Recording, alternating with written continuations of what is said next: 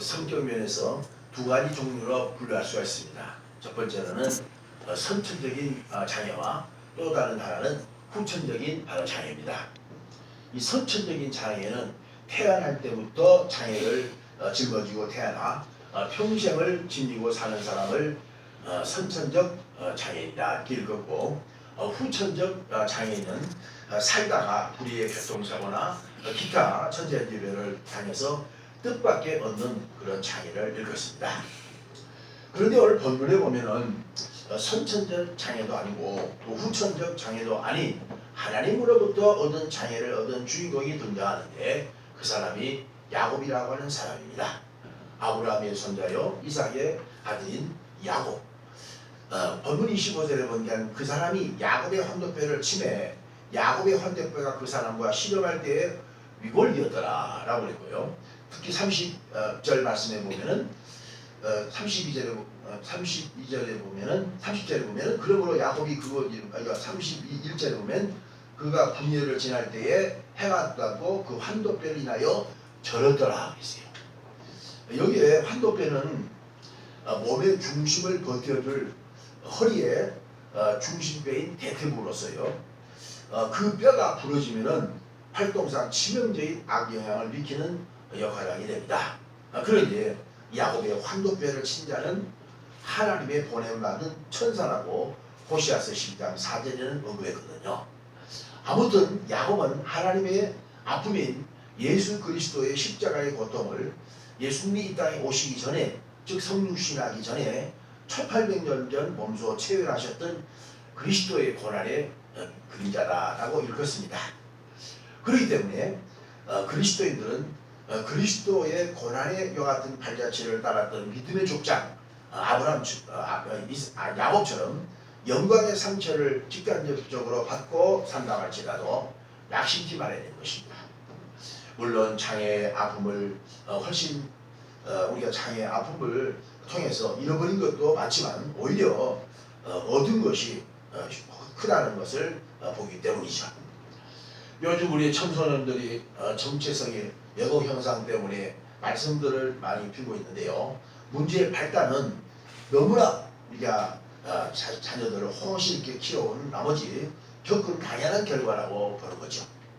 설상가상으로 과거처럼 많은 아이를 낳아서 키운 정황이 아니고 한두 명만 낳고 키워온 까닭에 부모들이 마치 자녀들에게 상전 취급하듯이 키워온 탓에 결국 우리의 청소년들의 탈선과 비행을 일삼게 되지 않나라는 우려를 하게 됩니다. 그래서 오늘 본문을 중심해서 야곱의 환도뼈가 부러진 이골 사건을 중심으로 몇 가지를 생각해 보겠습니다. 첫째로 인간의 한계 상황에 봉착한 야곱의 최후 선택에 대해서 말씀을 드리겠습니다. 오늘 본문 24절에 보니까 야곱은 홀로 남았더니 어떤 사람이 날이 새도록 야곱과 씨름하다라고 있는데요. 그 야곱의 최후 선택은 다름 아닌 기도였다는 것이죠. 야곱이 밤이 맞도록 어떤 사람과 홀로 씨름했다고 하는데 이건 하나님과 함께 홀로 기도했다는 것입니다. 사실 야곱이 그의 고향을 떠날 때에는 혼자가 아니었고 가족들의 집단을 이루며 더하고 더군다나 20년 동안 예삼촌 라반의 집에서 머심살이를 하면서 고생스럽게 모았던 소떼 양떼들을 거들고 떠난 그의 하얀 길이기 때문에 너무나 장엄하고 또 심하게 부끄러웠던 귀한 길이었다라고 볼 수가 있습니다. 이처럼 모처럼 그립던 고향 땅을 그분이 환영하면서 설레이는 가슴으로 떠난 야곱인데 이런 날벼락이 어디 있겠습니까? 20년 동안 자신의 장자권을 아버지 이삭을 속여서 탈취했던 동생 야곱에게 쌍둥이 형 예서가 보복을 하기 위하여 400명의 군사를 대동하고 파루치세로 야곱의 생명과 그의 모든 재산을 다 약탈하기 위해서 죽이게 온다는 비보였습니다. 졸지에 야곱은 자신뿐만 아니라 가족들의 생명과 전 재산을 약탈당할 위기에 직면하면서 심적 그런 기둥탈동과 번민도 동시에 겪었으리라 지치게 됩니다. 내가 생전에 무슨 죄가 많이 졌길래 이런 날벼락일까 하는 둥, 또 어렸을 때 아버지를 형을 속인 그 거짓말하는 죄가 이토록 커다란 도미노로 현상으로 자신과 가족들에게 임할 줄 꿈에도 생각 못했다는 등 주마등처럼 그의 머릿속에 스쳐갔으리라고 생각이 됩니다.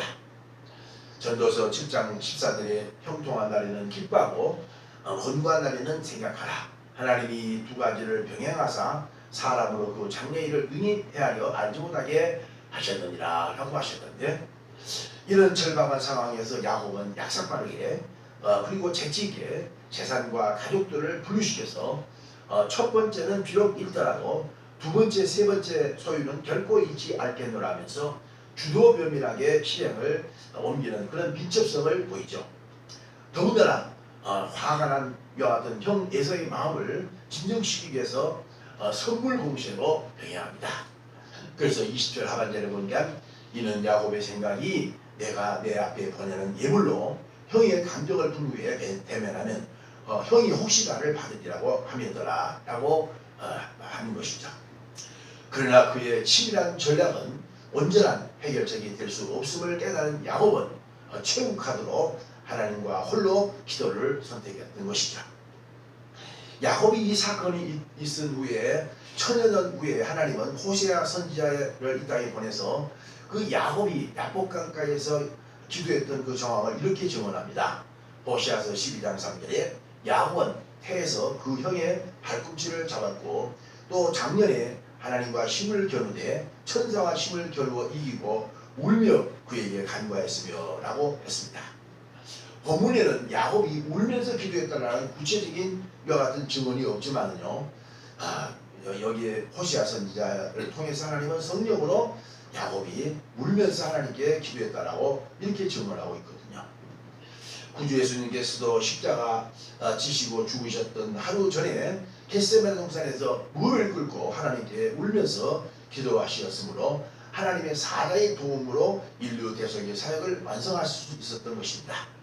히브리서 5장 7절에 그는 즉 예수님은 육체에 계실 때에 자기를 죽음에서 능히 구원하실 이에게 심한 통곡과 눈물로 간과 소원을 올렸고 그의 경외하심을 인하여 들으심을 얻었느니라 라고 증언합니다. 이처럼 기도는 만사를 해결해주는 만능의 열쇠인 줄로 믿습니다. 야곱이 형 에서에게 400명의 군사들의 뒤에서 추격해 오고 앞에는 야복강에 바로 넘실거려 더 이상 건널 수 없는, 그래서 앞으로도 갈 수 없고 뒤로 물러갈 수 없는 마치 물 아래 개구리식으로 진퇴양난의 위기에 직면했을지라도 홀로 남아 울면서 하나님께 기도했기 때문에 하나님이 그 형의 이와 같은 분노를 눈 녹듯이 변하셔서 서로 만나서는 화해의 이와 같은 하고 서로 얼싸안아주는 기적이 나타나지 않습니까? 그래서 오늘 본장 창세기 3장 한 장 더 넣은 거 보면은 창세기 33장 3절에 보니까 야곱이 몸을 7번 땅에 굽히며 그 형 에서에게 가까이 가니 에서가 달려와서 그를 맞아서 안고 목을 어긋맞추고 그와 입맞추고 피차 우니라. 그렇게 동생 야곱을 죽이려고 했던 이것을 하나님 마음을 눈 녹듯이 녹여갖고 근데 동생을 보니까 정말 기쁘다고 하면서 이렇게 화해를 하고 10절 하반절에 보니까 내가 형님의 얼굴을 배운즉 하나님의 얼굴을 본 것 같사오며 형님도 나를 기뻐하십니다 라고 야곱이 그 형 에서의 마음을 이렇게 상봉의 기쁨을 유감없이 발휘하여 하나님이 변화시켜 줬던 것입니다. 오늘날 우리 남북한의 문제가 그야말로 만만치 않습니다. 6.25 전쟁 이후에 최악의 갈등과 대립의 현상으로 치닫고 있는 상황에서 온갖 유엔의 경제 제재니 또 물리적 충돌까지 해결해 가도록 제시하곤 하지만 근본적인 해결책은 못되고요. 오직 우리 그리스도인들이 무릎을 꿇고 기도하며 하나님께 부르짖어야 정황이라고 생각합니다. 출애굽기 14장에도 보니까 선민 이스라엘 60만 명이 모세의 영도하에 400년 애굽의 요하던 노예 생활을 청산하고 탈출했지만은 그 보복의 칼을 휘날리며 추격해온 애굽의 바로의 와병과 병거 앞에 결국 앞에는 홍해 바다가 가로막혀 진퇴양난의 위기에 봉착했을 때 이스라엘 백성들은 기도했습니다. 모세도 기도했고 이스라엘 백성이 기도했을 때 하나님이 홍해 바다를 육지같이 쫙 갈라지게 건너했고 애굽 백성들은 출애굽한 애굽 백성들은 홍해 바다에다 수장시켜 결국 크게 승리케 하였습니다. 또 사도행전 12장에 원대한 초대교회 로마 황제의 박해가 있을 때에 헤롯 왕은 예수님의 제자 야고보를 목자리에 죽이니까 유대인들의 인기가 폭발함을 깨달고 이제는 예수님의 수제자 베드로만 죽이면 더 이상 인기가 높아질 것으로 예측하고 베드로 역시 잡아서 감옥에 가두고 그 이튿날 칼로 목을 베어 야고보처럼 죽여버리려고 했습니다. 그런데 교회는 그를 위해서 간절히 하나님께 빌었다고 했습니다. 하나님, 우리 목사님 좀 구원해달라고. 야고보 목사님도 죽였던 그 로마의 황제 이제 베드로 목사님까지 죽이면 어떻게 합니까 하면서 간절히 기도했습니다. 근데 기도 후에 기적이 일어났습니다. 갑자기 감옥에 갇혀있는 베드로의 감옥에 줄에 사다가 잠자고 있는 베드로의 옆구리를 쳐 깨우더니 급히 일어나라. 그래 베드로가 번쩍 일어나 따라오느라 그러니까 손발에 묶었던 쇠산이 척척 풀리더니만 그리고 첫째와 둘째 셋째 감옥문이 척척 열리더니 결국 자유케 되었던 것입니다. 아멘. 할렐루야. 그래서 시편 118편 5절에 보면 시인은 내가 고통 중에 여호와께 부르짖었더니 여호와께서 응답하시고 나를 광야한 곳에 세우셨도다 라고 했습니다. 시편 118편 10절에 열방이 나를 에워쌌으니 내가 여호와 이름으로 저희를 끊으리로다. 저희가 나를 에워쌌으니 내가 여호와 이름으로 저희를 끊으리로다 라고 시인을 합니다. 사방이 동서사방 사방이 막혀 야곱처럼 절망과 좌절에 비록 봉착했다 할지라도 낙심하지 말고 주의 이름으로 기도하여 간구해 보십시오. 하나님이 도와주시는 에베네셀의 역사가 나타날 줄 믿습니다. 왜냐하면 사방은 막혔어도 오방은 막을 수가 없습니다. 아멘. 할렐루야. 사방은 막혔어도 오방은 막을 수가 없어요. 그래 오방엔 하늘문을 닫을 자가 없기 때문이죠. 그런데 기도하면 사방이 막힐지라도 오방을 통해서 하나님은 하늘문을 열게 하신 줄로 믿습니다. 둘째, 믿음을 극대화하기 위한 하나님의 경륜적 섭리에 대해서 말씀을 드리겠습니다. 오늘 본문 25절에 번개한 그 사람 천사가 자기가 야곱을 이기지 못함을 보고 야곱의 환도뼈를 치매 야곱의 환도뼈가 그 사람과 씨름할 때에 유월되었더라 라고 있습니다. 여기에 야곱은 하나님 까닭에 하나님이 보낸 천사에 의하여 졸지에 환도뼈가 부러져 유골되는 장애를 얻고 만 것입니다. 이는 하나님의 경륜적 섭리 중 예수님을 통해서 하나님과 연합하기 위한 배려였습니다.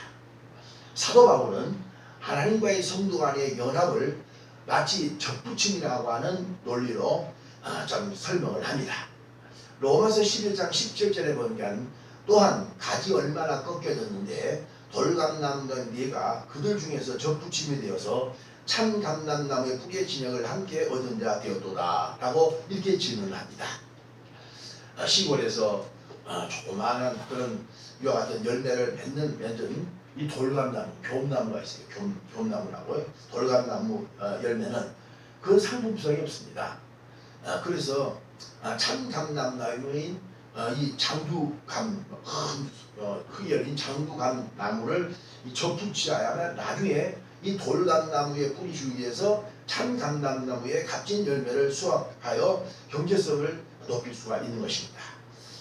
그래서 이 접붙임하기 위해서는 필연적으로 양나무가 사정없이 잘라주고 부러져야 됩니다. 야곱의 환도뼈가 부러지듯이 양나무가 사정없이 부러져야 돼요. 사실 예수님은 자신이 지신 십자가상에서 무참히 우리와 더불어 접붙이기 위해서 로마의 군병들에 의해서 꺾여졌습니다. 양손과 양발에 대못을 박아 꺾어졌고 이마에 가시멸관을 찔러 꺾여졌으며 옆구리에 창에 맞아 심장에 파열되므로 피와 물을 모조리 흘림으로 꺾여졌고 채찍으로 사형수들이 맞는 40에 하나 가만 39대의 매를 맞아 온몸이 상처 투성이가 되어서 산산조각 바로 꺾여 주셨던 것입니다. 이유인즉 돌감남남인 저와 여러분들의 접붙임을 하기 위한 방편으로 이런 대가를 손수 지불해 놓으셨던 것입니다. 때문에 이번에는 내가 접붙이기 위해서는 예수님과 접붙이기 위해서는 내가 꺾여져야만이 되고 상처가 나서 유월돼야만이 가능하다는 논리인 것입니다. 이유죠. 내가 꺾여지고 쪼개지지 않으면 참 감람나무인 예수님과 연합하는 접붙임이 불가능하다는 논리입니다. 제가 어렸을 때 항상 우리 동네 어르신들이 봄철만 되면 굼나무를 사정없이 밑둥지를 잘라서 그걸 쪼개 그 굼나무에 이와 같은 밑둥지를 파고 벌려놓은 상태에서 참감나무인 이와 같은 나무를 그 줄기를 이제 꺾어가고 뾰족하게 해서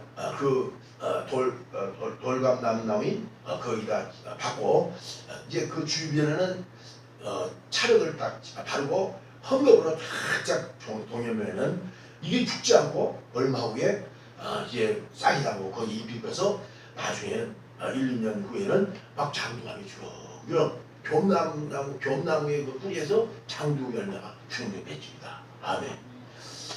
그런데 내가 꺾여지는 돌감나무가 물론 예수님처럼 크고 잔인하게 꺾여지는 않겠지만은 견디기 힘들 정도로 심하지 않을 수밖에 없는 경제까지 이르러야 접붙임이 가능하다는 것이에요.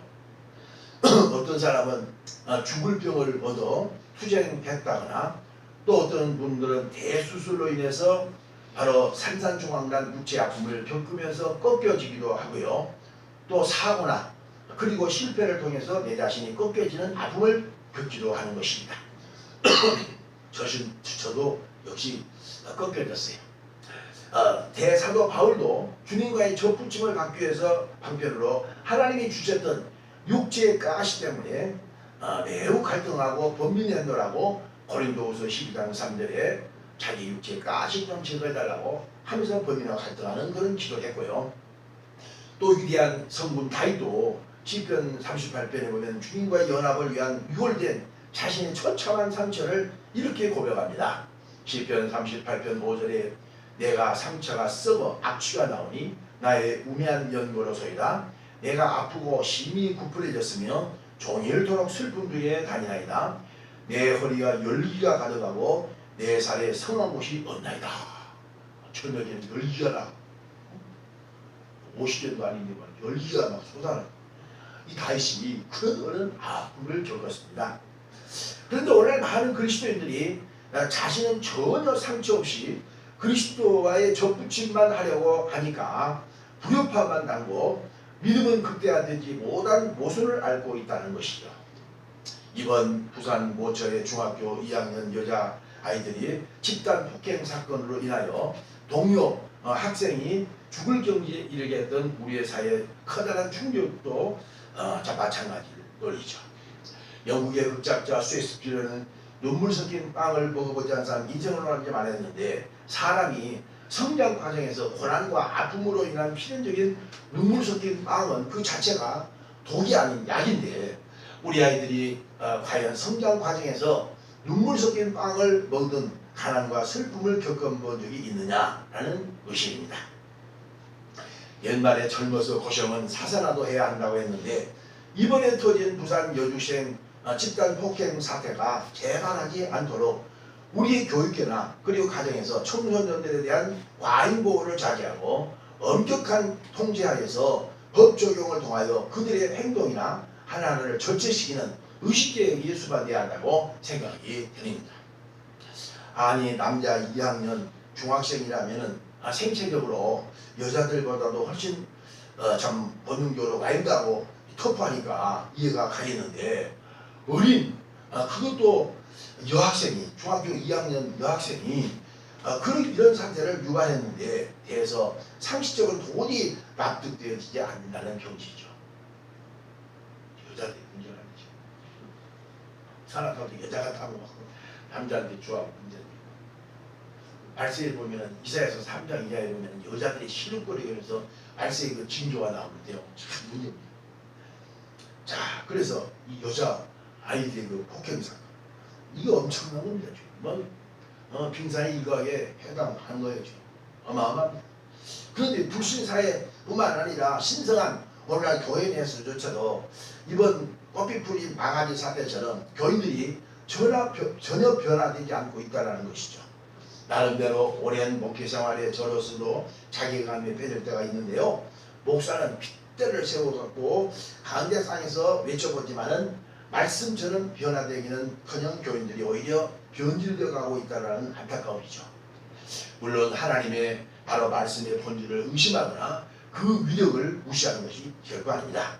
하나님의 말씀은 역시 하나님 말씀일 수밖에 없음을 지난 세대나 현재 그리고 앞으로도 도래될 미래도 영원하기 바라리죠. 그러나 하나님만 말씀만 가지고서는 한계 상황에 봉착하여 금방 들었을 때에는 주여 아멘 하면 주여도 했다가도 예배당 밖에 나가면은 꽃피 풀린 망아지처럼 나여 해버리고 결국 타락해버리고 많은 경우가 있고, 예배당에서는 정말 제법 교인 냄새가 나는데 일단 예배당 밖에 나가면은 또 돌아가고 되는 그런 사례를 잘 빚을 수가 있다는 것입니다. 그래서 하나님은 이 말씀의 비장의 무기를 예비해 두고 있으니 야곱에게 환도뼈를 유골시켜버리는 조치입니다. 건강의 환도뼈를 유골시켜버린다거나 가정과 그리고 물질 명예와 사랑의 환도뼈를 유골시켜버리는 비장의 무기라는 것이죠. 이처럼 우리 각자에게 철석까지 믿었던 예리한 아킬레스건이 무너지면 비로소 인간의 한계 상황에 봉착되었음을 깨닫고 천부여 의지할 길이 없어 손들고 옵니다 라고 하는 찬송을 부르면서 하나님과 적부침을 하게 되는 것이죠. 요한복음 4장에 보면 왕의 신하의 아들이 죽을 병에 걸려 위독한 상태에 봉착하자 예수님께 자기 동네 오신다는 소문을 듣고 죽은 아들을 살려달라고 애원하자 예수님이 네 아들이 살았다고 하자 그 종이 와서 아들이 살아났다고 전해줌으로써 왕의 신하가 기적을 확인할 수 있었던 것입니다. 열왕기하 4장에 보면 선지자의 생도의 사모님이 가정의 빚쟁이들에 의해서 그 아들마저 빚쟁이들에 의해서 끌려가 노예 생활할 처지에 이르렀던 것이죠. 자초지정을 선지자 엘리사에게 말하니까 선지자 엘리사가 너는 각 가정에 빈 그릇을 빌려와서 너희 있는 남아있는 그 기름을 부어라고. 그래 빈 그릇에 선지자 엘리사의 말대로 부어드리만 기름이 가득가득 채워져 그것을 팔아서 빚을 갚고 그 아들과 더불어 잘 먹고 살았다는 것입니다. 아멘. 자, 여기서 왕의 신하에게 그처럼 귀엽고 아끼던 아들이나 선지자의 생도들의 사모님의 아들처럼 누구에게나 인간은 아끼고 사랑스러운 아킬레스건만 건드리면 하나님께 돌아와서 변화되어 열매 맺게 된다는 논리죠. 아멘. 이처럼 우리가 이 험한 세상을 살면서 야곱이나 앞선 믿음의 선진들처럼 어떤 크고 작은 아킬레스건을 건드려 믿고 의지했던 환도뼈가 유혹됐다 할지라도 낙심하지 말고 기뻐하고 감사할 수 있기를 주의 이름으로 축원합니다. 별로 소중하지 않는 것으로 버리게 하시고 진정으로 소중한 것을 받기 위한 이며 또 별로 가치 없는 것에 집착을 했으나 이제 가치 있는 것으로 소망을 가질 수 있었기 때문인 것이죠. 그래서 베드로전서 4장 12절에 사랑하는 자들아 너희를 시련하려고 오는 불시험을 이상한 일 당하는 같이 이상히 여기지 말고 모든 너희가 그리스도의 고난에 참여하는 것을 즐거워하라. 이는 영광의 이와 같은 나타나실 때에 너희도 즐거워하고 기뻐하게 하려 하심이니라 라고 말씀하셨습니다. 셋째로 축복으로 승화시킬 수 있는 구체적인 유월된 환도뼈들에 대해서 말씀을 드리겠습니다. 오늘 본문 26절에 보니까 그 사람이 가로되 날이 세례하니 나로 가게 하라. 야곱이 가로되 당신이 내게 축복하지 않으면 가게 하지 아니한다기다. 그리고 29절 하반절에 보니까 어찌 내 이름을 묻느냐고 거기서 야곱에게 축복하니라 그랬습니다. 할렐루야. 어머니 뱃속에서부터 또 이 야곱은 아주 축복에 목말랐던 사람입니다. 그래서 쌍둥이 형 이와 같은 예서의 팔꿈치를 잡고 태어났던 이와 같은 아주 귀한 성격의 사람입니다. 더군다나 유소년 시절 때에는 눈이 먼 아버지 이삭을 속여서 형에게 거짓말을 한 후에 형 몰래 장자권을 아버지께로 약탈했는데 그것 역시 축복에 목말라 했던 야곱의 본능 까닭이었다고 볼 수가 있습니다. 그러나 하나님의 입장에서 축복을 단단히 사모했던 야곱의 자체는 나무랄 것이 없겠지만은 접붙임이 없는 바로 그리스도와의 연합은 무용지물사하지 없음을 깨닫게 하시기 위하여 그의 황도뼈를 부러뜨리는 정황에 이르게 하지 않습니까? 이 진리 때문에 사도 바울은 구주님의 십자가상에서 우골된 모습과 비슷한 그리스도인의 영적 우교를 필연으로 제시하고 있지 않습니까? 만일 그리스도인이면서도 하나님 안에서 필연적인 이 접붙임의 위고를 거부한다면 위선이라면서 이렇게 경고합니다. 로마서 11장 20절에 옳도다. 너희는 믿지 아니함으로 꺾이고 너희는 믿음으로 섰느니라. 높은 마음을 품지 말고 도리어 두려워하라. 하나님이 원가지는 누구요? 예수님. 원가지로 사정없이 도려내 버렸는데 하물며 너희일까 보냐? 너희도 도려낼 가능성이 있다. 그러면 구체적으로 유골되고 부러져야 될 영적 환도뼈는 무엇일까요? 먼저 교만의 환도뼈입니다. 하나님은 그 본질이 바로 겸손하신 분이십니다. 마태복음 11장 29절에 예수님도 나는 마음이 온유하고 겸손하니 라고 말씀하셨는데 그처럼 겸손하셨던 주님과 접붙임을 받으려면 겸손해야 하는데 교만하면 연합할 수 없다는 것이죠.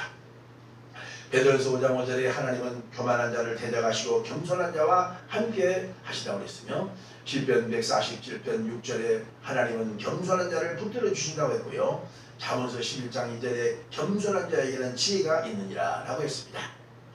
그러나 우리의 원조상 아담과 하와의 교만한 이와 같은 타락한 피가 우리 영혼의 혈관에 흐르고 있기 때문에 우리 사회가 악취가 풍겨 몸살을 앓고 있는 정황이 아니겠습니까?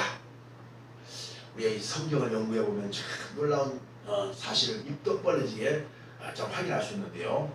구약의 역사를 공부해 보면 신비한 이와 같은 진리 때문에 우리가 놀라게 되지 않을 수밖에 없는데 그 원인 제공이 교만이라는 것입니다. 주전 6세기경에 남유다가 바벨론 제국에 의해서 멸망을 당했던 그 원인이 교만이었거든요. 그래서 이미 남유다의 선지자 미가나 그리고 이사야를 통해가고 미가서나 또 이사야서에 보면은 이 남유다가 바벨론의 멸망하기 직전 100여 년 전에 그들의 교만상을 자국이 나열하고 있습니다. 그런데 남유다를 멸망시켰던 이 바벨론 제국 역시 교만 까닭에 멸망을 메데파사에 이게 당하고 만나라는 놀라운 사실을 또 이사야 선자의 입을 통해서 예시하고 있습니다. 그러니까 교만은 이건 대물이며 교만 엄청납니다. 그 이사야서에 보면은 이 남유다의 죄, 또 이방 나라인 아람과 에돔의 죄, 이 모든 죄를 다 나열해 놨어요. 한번 읽어보세요. 전에도 저희 설교 시간에 우리 청소년들이 젊은이들의 무리함과 오만함을 성령으로 질책했거니와 이번에 터진 사건은 그의 결과라 해도 과언이 아닙니다. 어떤 교육을 받았기 때문에 8, 90세 된 그야말로 노인들이 버스나 이와 같은 전철에 힘겹게 서 있어도 이 젊은이들이 자리 앉고는 그냥 휴대폰만 들고서 서로 시기랑락거리면서 있으니 기가 막힐 놈이 아니겠습니까? 성경은 샘머리 앞에 일어서고 노인의 얼굴을 경배하라고 그랬거든요. 그런데 모세율법에도 엄히 명령했던 이런 비윤리적이고 비도덕적인 젊은이들의 양태를 나라 망칠 그런 교만의 징조입니다. 과거 2조 500년 동안에 남인 북인 노론소론이라는 만국의 세대 갈등의 깊은 교만의 죄가 치닫고 있을 때 하나님의 불치의 병을 치유하고 회복하기 위해서 그 후에 일제 36년 동안에는 이와 같은 압제 속에 몽둥이로 압제를 당했고 또 6.25 3년 동안에 이와 같은 그 엄청난 전쟁의 와중 속에 이 교만의 환도뼈를 무자백에 유고시켜 무너뜨린 게 징계를 받았지 않습니까? 그 후에 정신 차리고 우리 국민들이 각자 제자리에서 최선을 다했기 때문에 한강의 기적까지 이르게 하였지만 이번 사태까지 비화된 정황에서 깨닫고 돌이키게 하기 위해서 북한의 핵무기로 우리의 교만을 환도뼈를 이곳시켜 버리지 않을까라는 우리의 같은 마음을 비난할 수 없습니다. 그러므로 이런 최악의 경지에 이르지 않게끔 하기 위해서라도 우리의 자녀들이나 손자 손녀들을 밥상머리 교육에서부터 새롭게 바로 시작해야 된다고 생각을 합니다. 더군다나 요즘처럼 두 쌍 중 한 쌍이 이혼하다 보니까 깨져버린 우리의 가정에 밥상머리와 같은 교육을 시킬 대상자들이 사라지다 보니 우리 아이들이 무차별적으로 비행과 탈선을 자행하는 상황에서 범죄의 온상이 집중하는 가정의 바로 파괴를 필사적으로 지키는 파수꾼된 이와 같은 사명을 우리가 감당해야 된다고 생각을 합니다. 다음으로 거역의 환도뼈입니다. 시편 68편 6절에 오직 거역하는 자의 거처는 메마른 땅이니라 라고 했으며 이사야서 1장 20절에 저희가 거역하면 배반하여 칼에 삼키오리라 그랬습니다. 집안에 이 반려견인 개들도 훈련시킬 때 거역하여 그 주인에게 고집을 피우면은 반려견으로서 정체성이 희석되니까 사정없이 때려서라도 스스로를 절제시키게끔 합니다. 마찬가지로 하나님께서도 우리에게 축복을 한없이 예배에 놓고 주시고자 하지만은 고집을 피우고 거역하는 정황에 이르게 된다면은 속상해서라도 환도뼈를 이골시키자는 논리죠. 그래서 골로새서 2장 5절에 보니까 이방인의 죄에 이어서 유대인들이 그 고집 쓰는 죄에 대해서 이렇게 책망합니다. 다만 네의 고집과 해결치 아니한 마음을 따라 진노의 날곧 하나님의 이로우신 판단이 나타나신 그날에 이말 진노를 내게 쌓아도다 라고 말씀하셨습니다. 로마서 1장은 이방인의 죄고요. 2장서부터는 이제 유대인의 죄입니다. 그러니까 2장에서 이방인 너희들도 교만한 죄를 범했지만 너희 유대인들은 예수님이 그 탄생하는 그 아브라함의 후예요 선민이 알겠지만 너희 유대인들은 더 고집세다. 못 살겠다. 속상해서 못 살겠다. 그래서 로마 3장에 보면 모든 인류가 다 죄를 범했음에 하나님 영광이 있지 못했다. 모든 인류가 죄인이다. 3장에 가면 기다고. 여러분 요나 선지자를 보십시오. 그가 단단히 명성했고 비범한 이와 같은 자였기 때문에 선지자로서의 피택되었던 특혜를 얻었지만은 그의 결정적인 약점인 불순종하며 거역함이 아킬레스건 때문에 하나님께 결정적으로 징계를 당해야만 했던 자가 아니었습니까? 설상가상으로 하나님께서 그에게 가라 했던 니네성은 이스라엘 나라를 아주 자기 조국을 괴롭힌 아수르 나라의 수도였기 때문에 그 성이 멸망한다는 것에 대해서 은근히 요나는 쾌재를 부리면서 하나님이 무조건 가서 쳐서 외치라는 명령을 거역하고 다시스로 도망치잖아요. 그러나 하나님은 그 도망친 해변가에 풍랑을 일으켜서 결국 고레밥에 되게 하사 하나님의 계획대로 주의 사명을 감당케 하지 않습니까? 나는 고래 KBS에서 뭐 바다 난 고래에 대한 그 방해 고래가 그렇게 큰 사람 입이요 우리 교회마다 더 없더라고. 거기서 꿀떡이 여기 요나 삼켜보면 그거 뭐 10명도 더 생기더라고. 그 중에서 요나가 다 같이 3일 동안 있었으니까 하나님 보호합니다. 그러니까 물고기 이렇게 먹였다는 이 말을 거짓말로 생각하면 안 됩니다. 실제적인 상황이라는 거죠. 고린도서 11장 15절에 그러나 사탄의 일꾼들도 자기를 위해서 일꾼이요 가장하다니 저희의 결국은 그 행위대로 되리라 라고 말씀하셨습니다. 이단들의 편성에서 활개친 자들도 양심과 성령의 진리 앞에 자신의 잘못된 길을 걷고 있음을 알지만 주위의 체면이나 그리고 자존감 때문에 핑계를 대며 그 집단에서 탈출하지 못하는 사례가 많다는 것입니다. 그러나 요나 선지자를 통해서 배워야 할 교훈처럼 뒤늦게라도 깨닫고 돌이키기만 한다면 하나님은 거역하고 불순종했던 죄를 용서해 주시고 재기용하여 사용하신다는 것입니다. 그런데 예수님의 제자 가룟 유다를 보세요. 여러 차례 직간접적으로 예수님으로부터 충고를 받았음에도 불구하고 요나처럼 돌이키지 못하고 핑계를 대면서 거역했던 결과는 너무나 비참한 결과를 초래하고 말지 않습니까?